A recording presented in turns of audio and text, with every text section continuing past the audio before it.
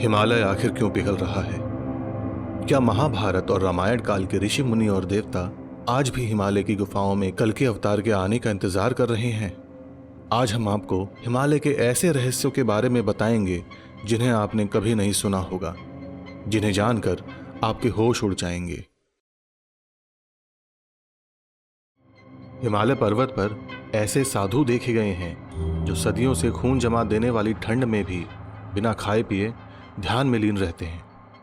कहा जाता है हिमालय पर्वत में कई रहस्यमयी गुफाएं हैं जहां हजारों सालों से तपस्वी तपस्या करते हैं। यहां तक कि यह भी माना जाता है कि इन गुफाओं की दूसरी और अलग दुनिया है। हिमालय पर्वत में प्राचीन काल के हथियार छुपे हुए हैं और यह भी कहा जाता है कि यहाँ प्राचीन काल का खजाना भी छुपा हुआ है। इन सभी रहस्यों के बारे में हम इस वीडियो में आगे जानेंगे। इसके अलावा हिमालय पर्वत पर रहने वाले एलियंस और विचित्र प्राणी जैसे कि येटी के बारे में भी जानेंगे। इसके साथ ही हम हिमालय में बसी ऐसी गुफाओं के बारे में जानेंगे जहां सिर्फ सिद्ध व्यक्ति ही जा सकता है, और हम हिमालय पर मिलने वाली ऐसी जड़ी बूटियों के बारे में जानेंगे जिनसे मरे हुए इंसान को भी जिंदा किया जा सकता है। इसके अलावा हिमालय पर्वत के और भी रहस्यों के बारे में जानेंगे। हिमालय संस्कृत के दो शब्दों से मिलकर बना है, हिम और आलय। इसका मतलब है बर्फ का घर। यहाँ पर तापमान बहुत कम रहता है, जिसके चलते यहाँ हमेशा बर्फ रहती है। हिमालय को हमेशा से ही भगवानों का घर माना गया है। प्राचीन काल में हिमालय पर देवी देवता रहते थे। हिमालय पर ब्रह्मा, विष्णु और महेश रहते थे, और यहीं पर नंदनकानन वन में इंद्रदेव का राज भी था, और उसके पास ही गंधर्वों और यक्षों की नगरी अलकापुरी भी मौजूद थी। हिमालय पर्वत पर सभी देवताओं और भगवानों का स्थान था, यहाँ तक कि कुछ सिद्ध व्यक्ति और ऋषि मुनियों का भी। वहाँ पर किसी भी आम आबादी का होना वर्जित था, लेकिन आज के समय में आबादी दिन प्रतिदिन बढ़ती जा रही है, और तीर्थों के बाजारीकरण के चलते हिमालय पर लोगों का आना जाना अब घातक साबित हो रहा है। हिमालय से बहने वाली ऐसी कई नदियाँ हैं जो दूसरे छोटी नदियों से जाकर मिलती हैं।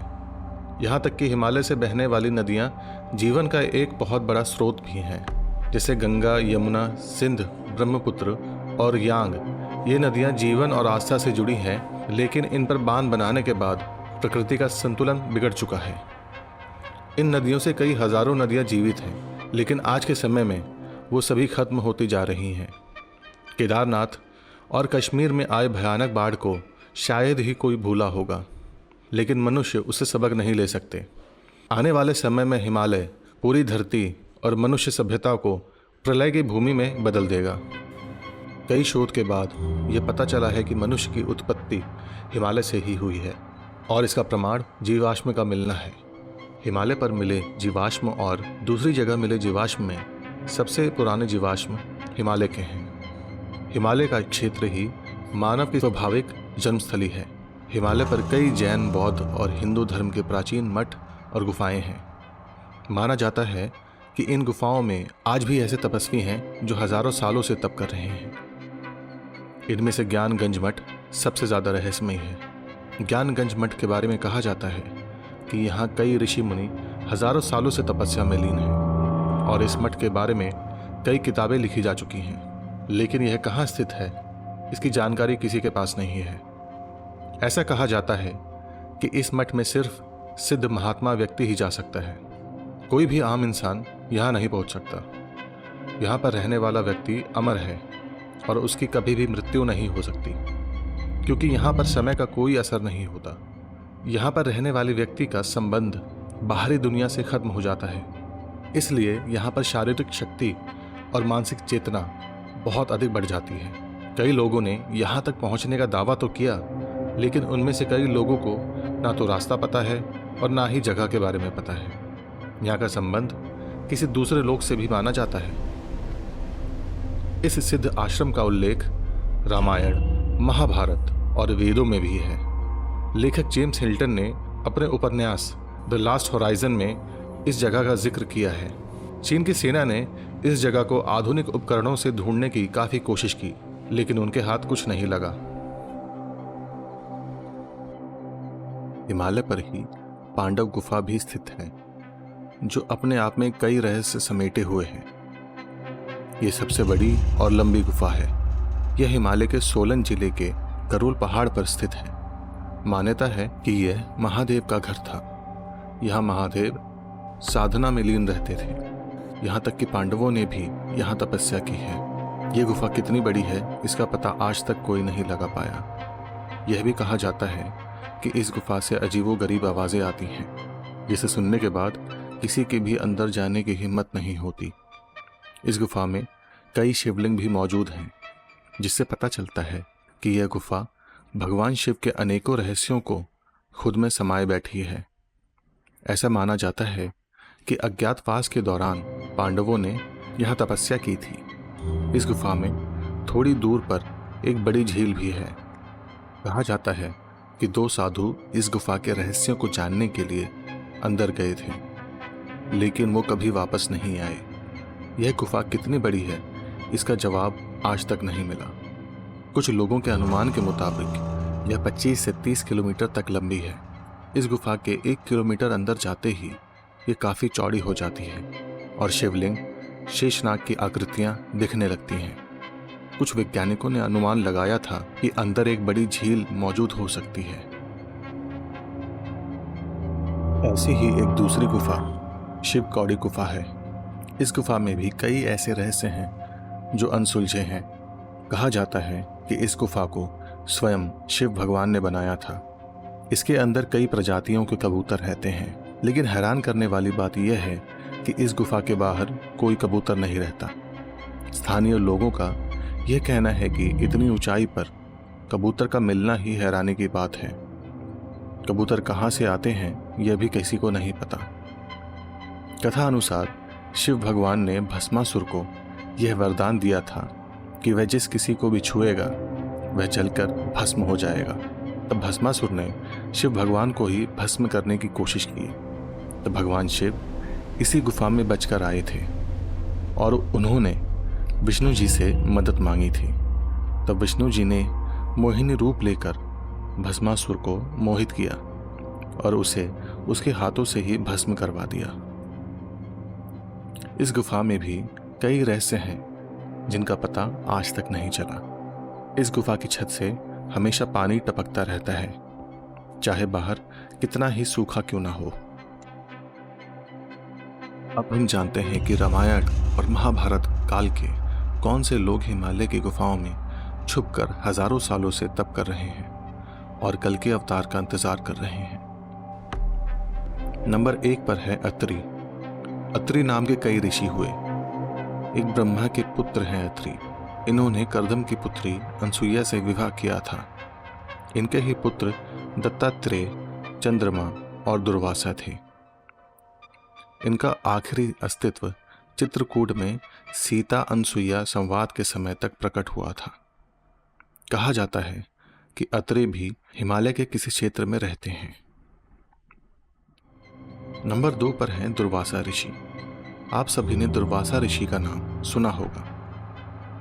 आपने इनका वर्णन रामायण के श्री राम के साथ सुना होगा। इन्होंने सतयुग में इंद्र को श्राप दिया था और द्वापर युग में कृष्ण जी के पुत्र सांब को भी साथ देते नजर आए थे। कहते हैं कि यह आज भी जिंदा है और हिमालय के किसी क्षेत्र में रहते हैं। तीसरे नंबर पर आते हैं ऋषि वशिष्ठ। ऋषि वशिष्ठ नाम से कालांतर में कई ऋषि हुए, जिनमें से एक ब्रह्मा के पुत्र हैं, दूसरे इवाक काल में हुए, तीसरे राजा हरिश्चंद्र के काल में हुए, चौथे राजा दिलीप के काल में, पांचवे राजा दशरथ के काल में और छठे महाभारत काल में हुए। पुराणों में 12 वशिष्ठों का जिक्र है, लेकिन मान्यता है कि ब्रह्मा जी के पुत्र वशिष्ठ आज भी जिंदा हैं और वे हर काल में प्रकट होते हैं। इनका स्थान भी हिमालय के किसी क्षेत्र में मौजूद है। जब कल्कि का अवतार जन्म लेगा तब ये प्रकट होंगे और उस समय अहम भूमिका निभाएंगे। चौथे नंबर पर हैं राजा बलि। असुरों के राजा बलि की चर्चा सभी ने पुराणों में बहुत सुनी होगी, जिनके पास अपार शक्ति थी, धर्मात्मा थे और दान पुण्य में वे सबसे आगे रहते थे। लेकिन उन्हें अपनी शक्तियों पर बड़ा घमंड था और वह खुद को भगवान के समान मानते थे और देवताओं के विरुद्ध भी थे। विष्णु जी ने ब्राह्मण रूप में जन्म लेकर राजा बलि से दान में 3 पग धरती मांग ली थी। उस समय राजा बलि को शुक्राचार्य ने सतर्क भी किया था, लेकिन राजा बलि ने विष्णु जी को सीधा साधा ब्राह्मण समझकर उन्हें 3 पग जमीन दान में देने की ठानी। विष्णु जी ने विशाल रूप धारण किया और 2 पग में ही 3 लोकों को नाप लिया। तीसरा पग राजा बलि ने अपने सर पर रखने को कहा, जिसके बाद वह पाताल लोक में चला गया। इसके बाद विष्णु जी राजा बलि से काफी खुश हुए और उन्हें चिरंजीवी रहने का वरदान दिया और विष्णु जी खुद उनके द्वारपाल भी बन गए। कहते हैं राजा बलि आज भी जिंदा हैं और वह हिमालय के किसी गुफा या जंगल में मौजूद हैं और वे कलयुग के अंतिम समय में प्रकट होंगे। 5वें नंबर पर हैं जामवंत। इन्हें रक्षुपति भी कहा जाता है।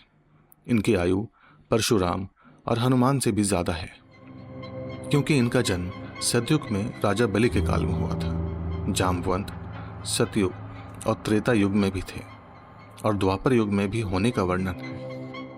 जामवंत ने हनुमान जी को उनकी शक्तियों को याद दिलाया था। कृष्ण जी की एक पत्नी जामवंत की ही पुत्री थी।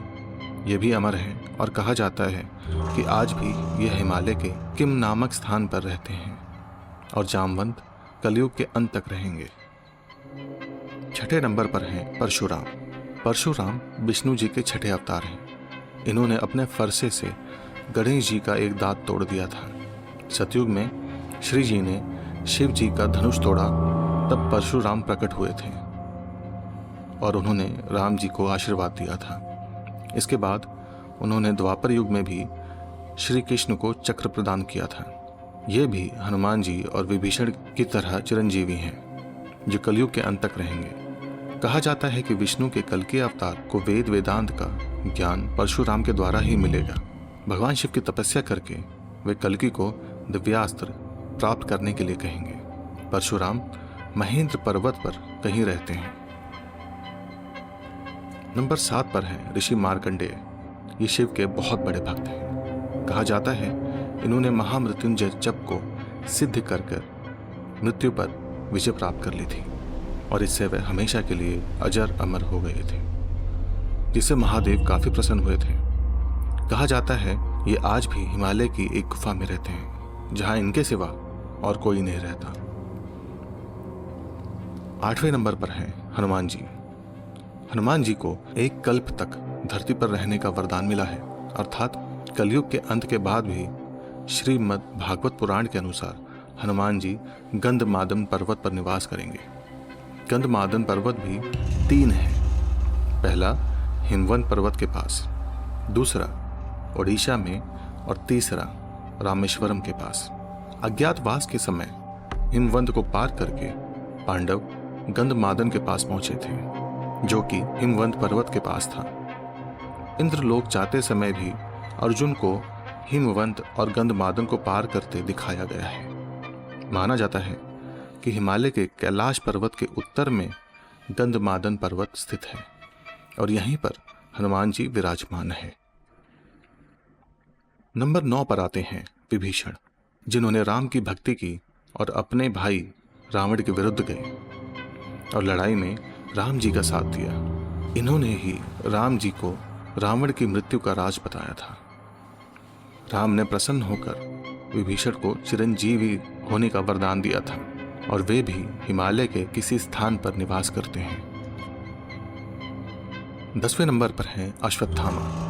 महाभारत के काल के दौरान द्रौपदी के 100 पुत्रों का वध करने और उत्तरा के गर्भ पर ब्रह्मास्त्र के उपयोग के अपराध में श्री कृष्ण ने 5000 सालों तक अश्वत्थामा को जीवित रहने का श्राप दिया था। तब अश्वत्थामा ने ऋषि वेदव्यास से कहा था कि जहां आप रहेंगे मैं रहूंगा। कहा जाता है कि अश्वत्थामा आज भी हिमालय पर्वत के किसी क्षेत्र में रहते हैं। नंबर 11 पर हैं ऋषि वेदव्यास जी। व्यास वेद के 4 भाग करने के कारण कृष्ण द्वैपायन राज को वेदव्यास कहा जाता है। इन्होंने ही महाभारत और पुराणों की रचना की थी। वेदव्यास ऋषि पराशर और सत्यवती के पुत्र थे।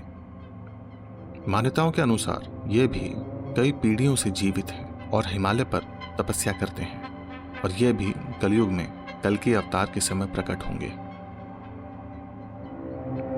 12वें नंबर पर है कृपाचार्य।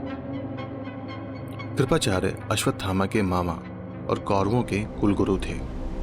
इन्हें भी चिरंजीवी रहने का वरदान मिला है। कहा जाता है यह भी हिमालय पर ही निवास करते हैं। हिमालय पर जड़ी बूटियों का भंडार है। रामायण काल में हनुमान जी हिमालय से ही संजीवनी का पर्वत उठाकर ले गए थे। नारीलता नामक पौधा हिमालय के क्षेत्र में पाया जाता है। इसका फूल 20 साल में एक ही बार खिलता है। इसका फूल एक स्त्री के आकार का होता है। हिमालय पर कई ऐसे पेड़ पौधे हैं जो रहस्यमय तरीके से एक स्थान से दूसरे स्थान पर पहुंच जाते हैं। विश्व भर के वैज्ञानिक मानते हैं कि धरती पर कुछ जगहों पर दूसरी धरती के लोग छुपे रहते हैं। उनमें से एक हिमालय है। भारतीय सेना और वैज्ञानिक इन बातों को इनकार करते रहते हैं, लेकिन वे इसे झूठ भी नहीं मानते। भारतीय सेना और भारत तिब्बत पुलिस के यूनिटों ने सन 2010 में जम्मू और कश्मीर के लद्दाख क्षेत्र में उड़ने वाली अनजान वस्तुओं को देखे जाने की बात कही थी, लेकिन इस बात को दबा दिया गया। 30 अक्टूबर 2011 को सुबह 4 बजे की ड्यूटी कर रहे भारतीय सेना के एक जवान ने गोल आकार का चमकता हुआ यान एक बस्ती में जाते हुए देखा, जिसमें से 3 फीट लंबे जीव निकलते दिखाई दिए, जिनकी आंखें 4 और पैर 6 थे, और वह फिर गायब हो गए।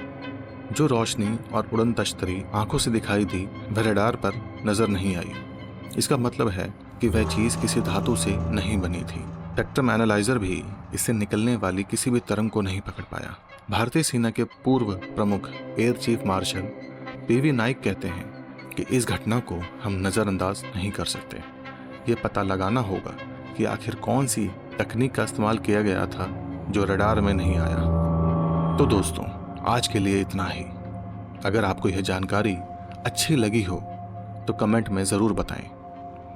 ऐसे ही और रोमांचक और रहस्यमयी बातें जानने के लिए चैनल को लाइक और सब्सक्राइब ज़रूर करें।